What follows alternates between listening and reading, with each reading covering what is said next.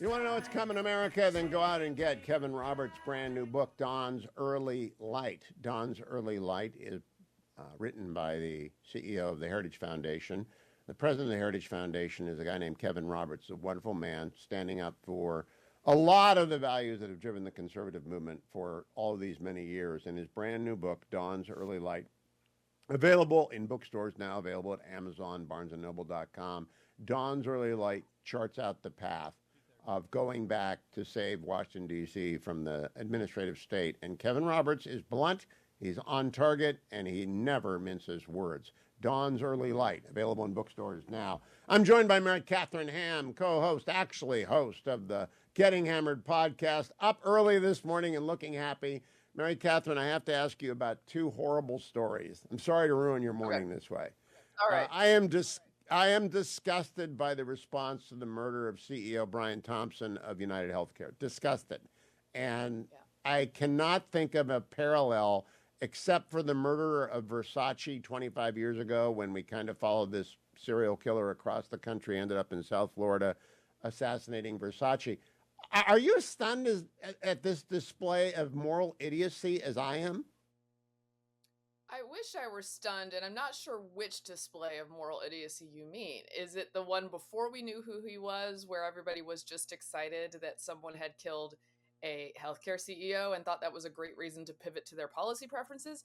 Or is it the moral idiocy after we found out who he was and they saw some cute pictures of him online and now they're making tribute videos to him and putting him all over the place? There was a Kimmel monologue, or part of Kimmel's monologue last night was reading text messages from his staffers about how attractive the alleged killer is. This man, as my friend Guy Benson points out, the victim has two teenager 20-something sons. They are seeing this. It's horrific. Yeah, that every headline I see, every X post that somehow glorified a guy I think had a psychotic break. It only makes sense to me to compare him to the Gabby Giffords killer, who had the crazy stuff in the backyard, and he's got the Unabomber's manifesto. It's not a political statement. It's going to be a psychotic break. But I just can't believe that people are so indifferent to the suffering of the people who are injured by his murder. Not just his boys, not just his wife, but everyone he worked with, every one of his friends, his mom and dad might be alive. It's just so cruel. Yeah, it's making me pretty sick to my stomach, beyond the actual murder, to watch. I mean, as if that were not terrible enough to watch people react this way. And then you have this bizarre juxtaposition of, let's say in Kimmel's monologue, these gushing texts. Imagine that those same people, he was reading texts similarly gushing about an actual hero, Daniel Penny. Those people would be horrified because it's not okay to praise a man who saved people on the subway car, right? He's not okay to talk about, but the guy who cold-blooded, execution style, killed a guy for the job he has, it's okay to gush over him. The juxtaposition of those two is making me a little insane. All right, second story that's deeply disturbing. Later in the day, I'm going to close the show with Maureen Moloch, who is as a parent who lost a child to suicide, who's testified on behalf of the Kids Online Safety Act. If you read the Washington Post this morning, you're going to be scared to death. I just sent it to my children because of AI chatbots that lead children to self-harm, suicide, and become their friends and suggest. Are you aware of this whole problem? I know that AI? this exists. Yes, I know that this exists. I know that it can suggest very strange things to children.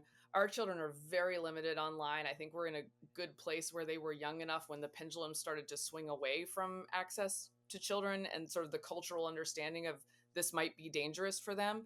But I don't know what we're going to do in the future, because there are many tools that can be really helpful, and I want them to sort of be versed in how to live online and figure out what's good and what's bad. But merely putting them out there for that is a risk in and of itself. Yeah, the headline in the Post is, an AI companion suggested he kill his parents. Now his mom is suing. A new Texas lawsuit against Character.ai alleging its chatbot poisoned his son against his family as part of a push to increase oversight of AI companions. There's also testimony on the Hill yesterday. I'm going to be talking with one of the parents of one of the victims of this.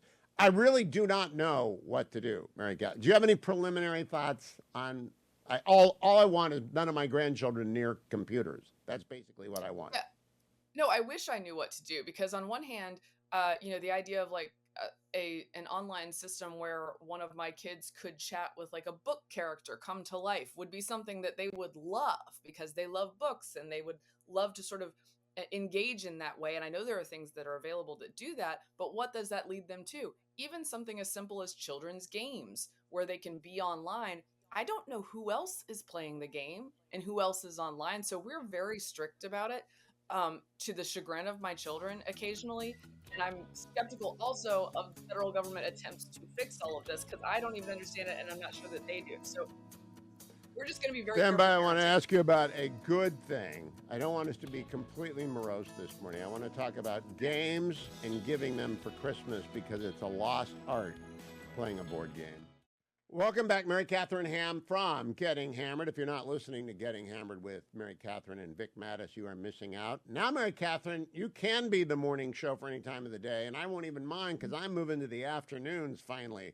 I've done my 8 dog years of morning radio, and I get to go and move to the Cush zone where Guy Benson lives, 3 to 6 p.m. in the East. And as you know, that is a lot normaler, if I can make up a word, than doing this morning thing. And I appreciate your getting up, and I hope you will deal with me in the afternoons. You and Vic will join me in the afternoons.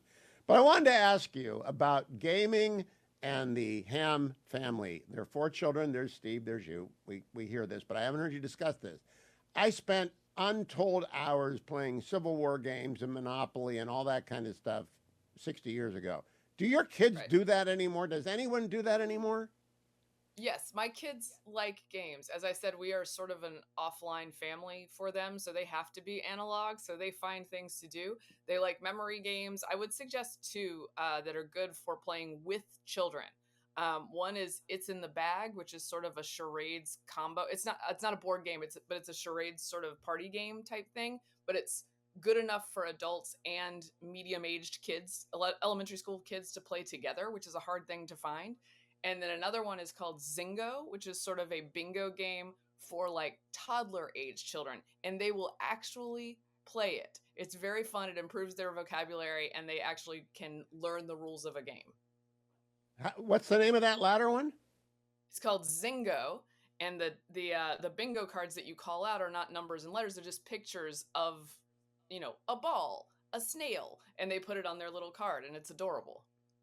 Now, I want to know if you've taught your kids either hearts or gin rummy. I have taught my older grandchildren how to play hearts. And, of course, they get in your face whenever they shoot the moon. Or gin rummy, which they love when they give you the queen of spades. I mean, it's really getting full emotional ragging on it by kids. And I'll let them learn how to play Risk. Do you teach your kids cards games? In theory, I love card games, but I have a defect where my brain forgets every card game I've ever learned within 3 days of having learned it. So someone else is going to have to take over that particular thing. But Steve is a secret nerd, and he loves all sorts of games. So we'll have him. Well, gin, if you go online, you can find. I had forgotten gin. I hadn't played gin since college. And it took me about 1 minute to have it all flood back with a YouTube video. Ditto Hearts. And Hearts teaches numbers and numeracy and all these different things. I just think card games are great, but they've gone out of style. And I look at the chat character.ai thinking to myself, golly, these kids aren't having any fun. They're engaged in emotionally distressing fake universes all the time. Yeah, and that's what we attempt to fill the space with other things in this house. And it's amazing what your kids will come up with if they don't have access to a screen. My kids play a bunch of organic games. They create plays. They write things. One of my kids wrote a podcast script, which was pretty dang good. We have not produced it yet. So okay. Wow. They do. Yeah. All right. I got one more question for you. And this goes to you have to reveal yourself a little bit here, Mary Katharine.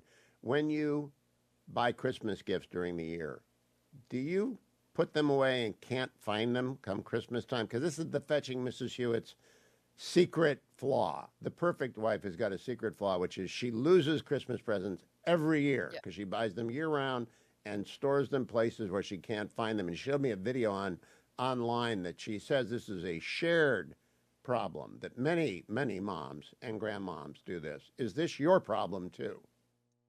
It would be my problem if I hadn't learned that I am so prone to losing them that it's worthless to do this from the beginning. So I just start within several weeks of Christmas so that everything is in one room at one time. Well, what, have you got children of the age yet where they've begun hunter seekers? You know, they're out hunter gatherers of Christmas presents that are hidden in the house. Yes, my older two certainly would, particularly the oldest. The second one likes a surprise, so maybe she wouldn't investigate too much, but I've got it pretty locked down about where they are. So we'll see. Oh, I was such a hunter gatherer that I always stored Christmas presents at the studio where they couldn't get. But now the problem is the fetching Mrs. Hewitt has taken over the hiding of the gifts, and now we can't find the gifts. They're gone. They're gone. We'll find them when they clear the house out after we go to our rewards. They're going to find, what in the world is this? It's all wrapped up. Mary Katharine Ham, thank you for joining me. I will see you in, of course, a couple more times in the morning and then in the afternoons. Although your friend and mine, Guy Benson, will be competing for your attention and your time, but hopefully you won't desert the Hugh Hewitt show when we move to the not afternoons. at all. Thank I can handle it. All right, take care. you, Mary Katharine. Getting Hammered host, Mary Katharine Ham. I'll be right back, America.